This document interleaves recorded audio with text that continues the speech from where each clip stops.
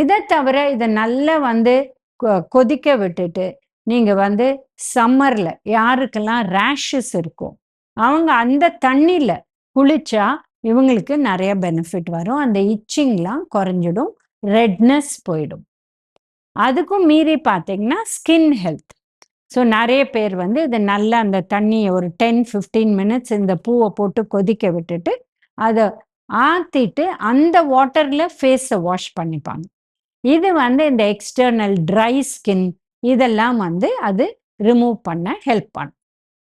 But ஆவாரம் பூ மாத்திரம் இல்லை, ஆவாரம் பூ இருக்கிற அந்த செடியோட இலையிலையும் நிறைய பெனிஃபிட்ஸ் இருக்கு. அந்த இலையில ஃபைட்டோ கெமிக்கல், ஃப்ளேவனாய்ட்ஸ் இந்த மாதிரி நிறைய விஷயம் இருக்கு.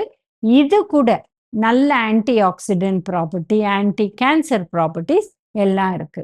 ஸோ இந்த இலையை கூட கொதிக்க வச்சு யூஸ் பண்றாங்க. ஸோ அந்த ஆவாரம் செடியில் இருக்கிற பட்டை கூட ரொம்ப யூஸ்ஃபுல்.